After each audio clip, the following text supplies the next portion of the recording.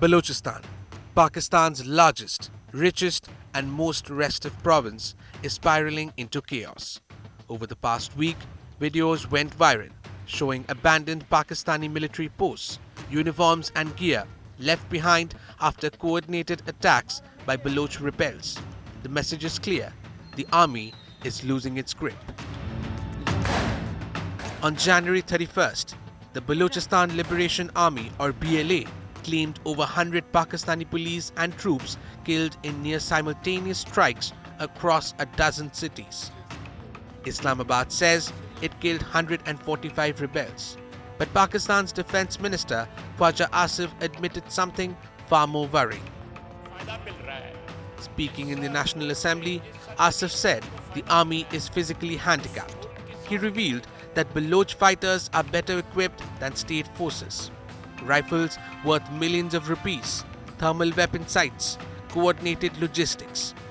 Gear Islamabad struggles to match. Even women fighters are joining the insurgency in what the BLA calls Hirov 2.0. ये इनके पास जो असला है मैं आपको उसका भी बताता हूं। 20 लाख रुपए की तो सिर्फ राइफल है, हमारे पास नहीं है वो राइफल।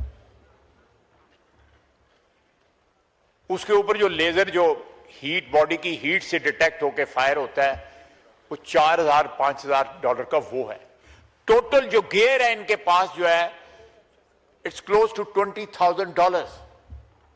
वो कहां से आ रहा है, कौन उसकी अदायगी कर रहा है, वो इस चीज को एंडोर्स करेंगे। तीन आइटम है जो है एक नाइट विजन गॉगल, उनकी राइफल और एक और आइटम है।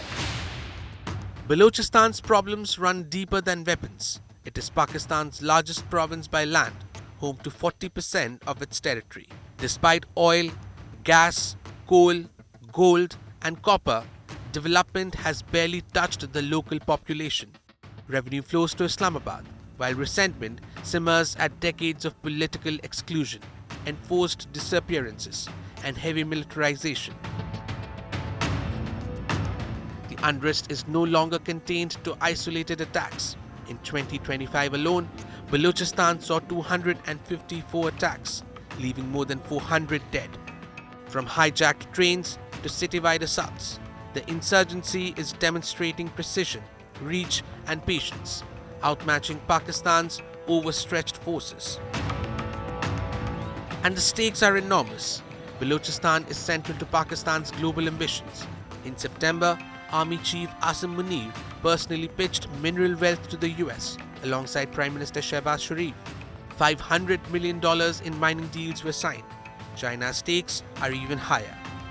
Billions poured into the China-Pakistan economic corridor, including Gwadar, a strategic deep-sea port. Yet, the insurgency now threatens those ambitions. Large-scale projects require heavy security, and repeated attacks raise questions over investor safety.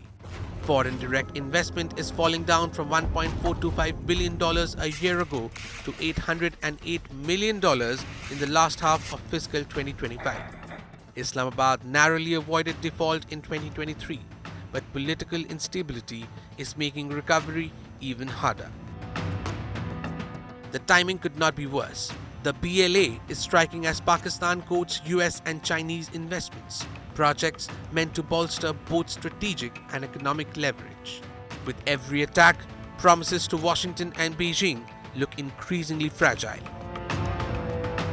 For Islamabad, Balochistan is no longer just a restive province. It is a strategic fault line where blood, minerals and broken promises intersect.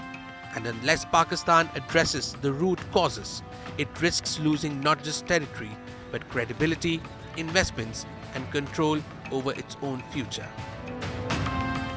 Baloch rebels, better armed and more determined than ever, and not just fighting soldiers. They're challenging the very grip of the Pakistani state in a province that could decide the fate of both regional stability and global deals. With Rudrashish Kanjilal, Bureau Report, India Today Global.